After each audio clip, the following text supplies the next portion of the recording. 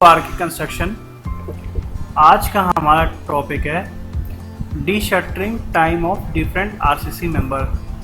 मतलब हम लोग को कब शटरिंग खोलनी चाहिए, कितने समय बाद खोलनी चाहिए डिफरेंट आरसीसी मेंबर्स में। तो सबसे पहले समझते हैं फोम वर्क या शटरिंग होता क्या है।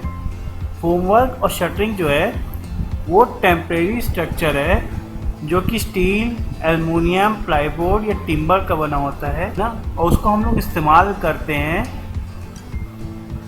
कंक्रीट को मोल्ड होने में, जो कि डिज़ायर शेप को गेन करता है और स्ट्रेंथ को गेन करता है एक समय बाद। और उसके बाद हम लोग उसको डी शटर कर देते हैं। अब हम लोग को समझ में आ गया होगा कि शटरिंग क्यों होती है और डी शटर क्यों होता है। इसका मेन रीज़न यही है कि उसको एक डिज़ायर शेप में रखा जाए जब तक उसकी एक स्ट्रेंथ ना आ जाए। तो कितना समय लगता है उसको डी शटर होने में, वही आज हम लोग समझेंगे। तो वर्टिकल अरेंजमेंट भी होती है शटरिंग में और हॉरिजॉन्टल अरेंजमेंट भी होती है। वर्टिकल अरेंजमेंट ये वाला देख रहे हैं आप, जैसे कॉलम हो जाता है, वॉल हो जाता है, वो सब वर्टिकल अरेंजमेंट में आ जाते हैं। और जो स्लैब होती है कास्टिंग, उसका जो शटरिंग होता है उसको हम लोग हॉरिजॉन्टल अरेंजमेंट कहते हैं। ये देखिए हॉरिजॉन्टल अरेंजमेंट हुआ है बॉटम का, ये बीम का हुआ है। ये हमारा बॉटम है, ये उसके साइडर हैं, उसकी सेंटरिंग हो रखी है। ये उसका बल्ली जो है प्रॉपिंग है, बत्ते से सेंटरिंग हो रखी है। तो ये एक प्रॉपर तरीके से शटरिंग हो रखी है एक बीम की। ये देखिए ये कॉलम है, कॉलम से ही बॉटम बांधा गया है बीम का, बीम बॉटम इसे कहते हैं, है ना। ये शटरिंग हो रही है, इसकी हॉरिजॉन्टल अरेंजमेंट है। आगे देखा जाए तो ये देखिए ये डी शटर कर रहा है लेबर हमारा। आउटर साइडर लग रखे हैं हमारे स्लैब के, और ये स्लैब का हमारा शटरिंग हो रखा है।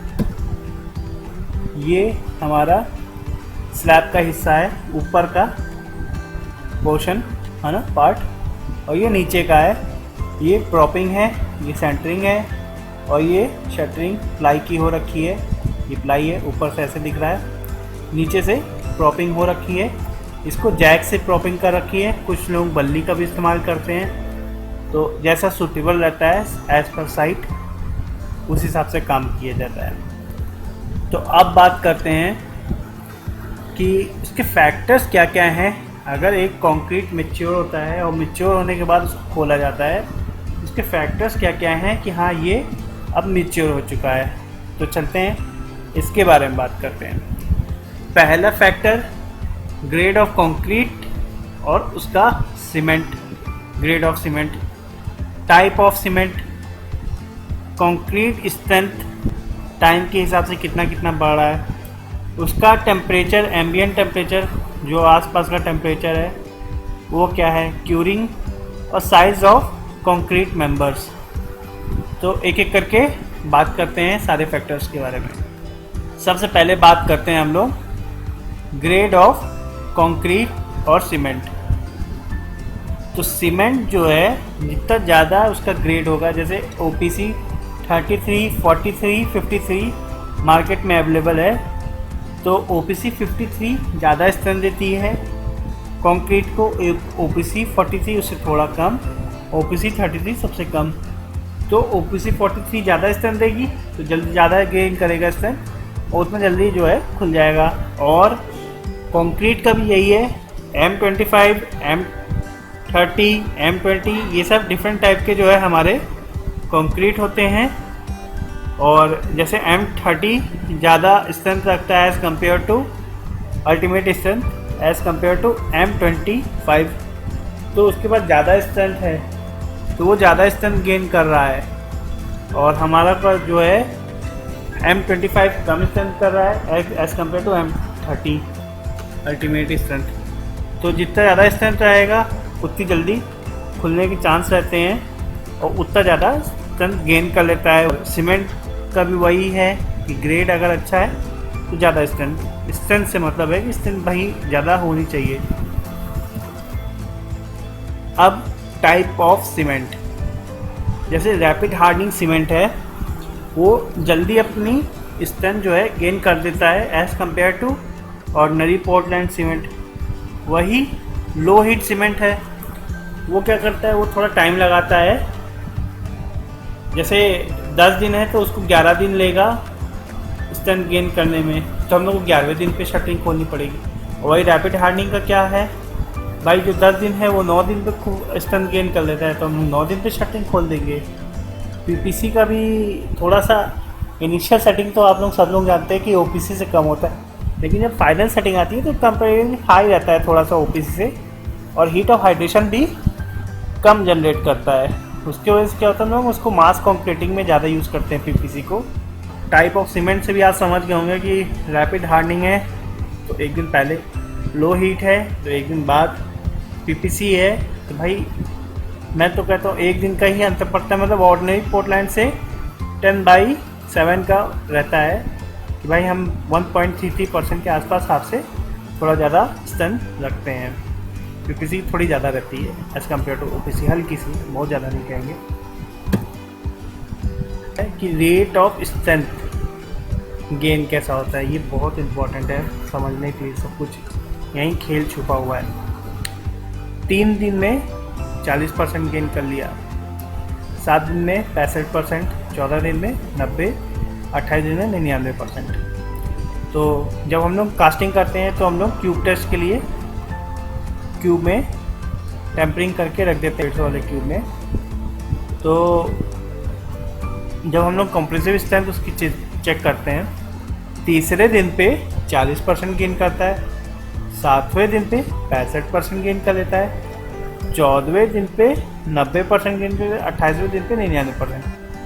मान लीजिए एक छोटा सा एग्जांपल लेते हैं। स्लैब हमारा है कि भाई आपका स्लैब जब 90 न्यूटन पर mm स्क्वायर पे पहुंचेगा तो नहीं गिरेगा, और हम लोग ने डाल दिया है M20, तो उसका अल्टीमेट स्ट्रेंथ कितना आ रहा है 200।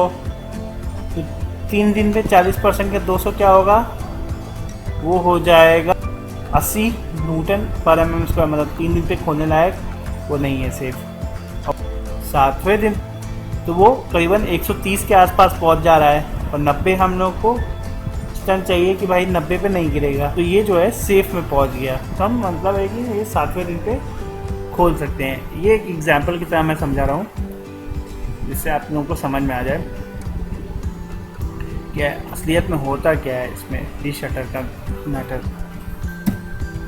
अब टेम्परेचर की बात की जाए तो 15 डिग्री सेल्सियस से कम है तो भैया थोड़ा ज़्यादा टाइम ले लीजिएगा शटरिंग खोलने में, डी शटर करने में। और वही गर्मी का समय है, ये 15 डिग्री से ऊपर है तो आप समय पे खोल सकते हो। बहुत ज़्यादा गर्मी है तो थोड़ा पहले भी खोल सकते हो, मतलब बहुत ज़्यादा पहले नहीं, उसी समय खोल लीजिए, ज़्यादा अच्छा है। तो कहने का मतलब है जाड़े में थोड़ा लंबे समय तक आपको इंतज़ार करना पड़ेगा खोलने के लिए, और गर्मी में आपको सेम टाइम पे खोल देना है। और भाई क्यूरिंग की बात की जाए तो भाई क्यूरिंग बहुत इंपॉर्टेंट चीज़ है। इसका तो एक अलग ही बहुत बड़ा वास्ट मैटर पॉइंट है कि आखिरकार क्यूरिंग की क्यों जाती है। एक्चुअली क्यूरिंग जो है, हम लोग मॉइस्चर लॉस बचाते हैं कंक्रीट से। जब हम लोग कास्टिंग करते हैं कंक्रीट का तो उसमें मॉइस्चर होते हैं, उस लॉस को बचाने के लिए हम लोग क्यूरिंग करते हैं और उसकी स्ट्रेंथ और ड्यूरेबिलिटी को एनहांस करवाते हैं। अब मॉइस्चर नहीं निकलेगा तो उसमें CHS जेल होता है, मेंटेन करता है उसका। मॉइस्चर अगर निकल गया तो CHS जेल में, CHS जेल क्या होता है, वो एक जेल टाइप का होता है। मतलब आप सीमेंट को मिलाइए तो हल्का सा जेल टाइप का, जेलिश टाइप का ऊपर से नहीं होता है, वही CHS जेल बॉन्ड कराता है हमारा फाइनल से कोर्सर को, मतलब बालू और गिट्टी को बॉन्ड कराता है, जो कि फ्रेगमेंट में बना होता है और उसको सॉलिड रॉक में कन्वर्ट कर देता है। उसके लिए उसको वो मॉइस्चर चाहिए, और मॉइस्चर अगर उसको प्रॉपर तरीके से नहीं मिलेगा तो वो स्ट्रेंथ ख़त्म कर देगा अपनी। इसीलिए हम लोग उसको क्यूरिंग करते हैं एटलीस्ट 14 दिन के लिए। भाई मतलब 90% तो हम लोग स्ट्रेंथ गेन कर ही लेना इसलिए एटलीस्ट कम से कम 14 दिन तक तो हम लोग को क्यूरिंग करनी चाहिए CHS जेल की बॉन्ड और स्ट्रेंथ बनाने के लिए।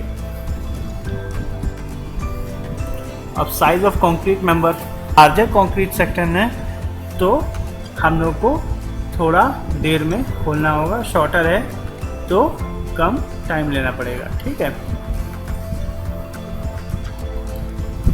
अब डीशटरिंग प्रोसेस की बात की जाए कि भाई कितने समय बाद मेन मुद्दे पे आ गए हम लोग आखिरकार।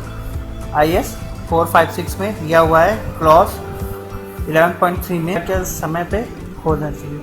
तो वर्टिकल जितने भी मेंबर्स हैं जैसे कॉलम है, वॉल है, कितने में डीशटर कर देना चाहिए, कितने समय बाद, 24 घंटे में डीशटर हो जाना चाहिए। हॉरिजॉन्टल की बात की जाए, हॉरिजॉन्टल मेंबर की, भैया उसको डीशटर कब करना चाहिए। स्लैब और मतलब एक हॉरिजॉन्टल मेंबर में दो चीज़ होती है, स्लैब होती है, बीम होती है। दोनों को अलग अलग मेंबर बना गया है, स्लैब को अलग मेंबर बना गया, बीम को अलग मेंबर बना गया। तो स्लैब को खोलने के लिए कितना समय चाहिए। अगर हम लोग स्लैब मतलब 3 दिन बाद हम लोग 40% गेन कर लेते हैं तो टिकाव बना रहेगा, लेकिन आप उसको खोलते हैं डीशटर करते ही तुरंत प्रॉप फिर से लगा दीजिए, है ना, प्रॉप रीफिक्स्ड, तो आप 3 दिन बाद खोल सकते हो, जिससे कि उसको जो है डी शेप नहीं होगा, कोई क्रैक नहीं आएंगे, कोई बेंडिंग नहीं आएगा, कोई शियर नहीं होगा। इसलिए लोड लिया हुआ है, देखिए जैसे प्रॉप बैटन सारे दिए गए हैं, प्रॉपिंग की गई है कि तुरंत लगा दिया गया 3 दिन बाद खोलने के। तो भैया जो है खुला नहीं तो तुरंत लगा दिया 3 दिन बाद, 40% गेन कर लिया भाई। इस टाइम हम लोग को जरूरत है खोल के इसका प्रॉपिंग कर दी, उसके बाद ऊपर आगे ले चले मटेरियल को। जहाँ मटेरियल का शॉर्टेज होता है और बहुत बड़ी साइट होती है वहाँ पे ऐसा काम किया जाता है। फिर उसके बाद वही चीज़ बीम में देखी जाए कि भाई बीम तो ज़्यादा लोड ले रहा है, बीम प्लस भाई 7वें दिन पे कितना स्ट्रेंथ करेगा, 65%। अब 65% तो भाई थोड़ा मतलब ज़्यादा है, लेकिन उसको भी 65% हम लोग जो है बचाने के लिए प्रॉपिंग कर देते हैं। तुरंत खोला 7वें दिन पे और प्रॉप कर दिया तो जो है आप 7 दिन पे खोल सकते हो। जैसे मटेरियल की कमी पड़ रही है, आगे ले जाना है, तो इस चीज़ में आप 7वें दिन पे खोल के तुरंत प्रॉपिंग कर दीजिए, तुरंत बल्ली लगा दीजिए, तो इससे आपका काम बन जाएगा। और वही बात की जाए कि भाई हम लोग का मटेरियल पूरा है, आराम से कोई प्रॉपिंग वॉपिंग नहीं करनी है, एक साथ खोलेंगे उसके बाद नेक्स्ट लेवल पे ले जाएंगे। तो उसमें कितना समय चाहिए, उसके लिए आप 14 दिन बहुत है, 90% स्लैब गेन कर लेता है अपनी स्ट्रेंथ, है ना, और आप आराम से खोल सकते हो। और वही बात की जाए बीम पे, तो बीम पे आप 21 दिन बाद खोल लीजिए आराम से, प्रॉप वॉप लगाने की जरूरत नहीं है, खुल जाएगा और उस टाइम लगभग गेन कर चुका होगा। तो अगर गाइस आपको ये वीडियो समझ में आया हो और अच्छी लगी हो तो प्लीज़ लाइक करिएगा, सब्सक्राइब करिएगा। Thank you.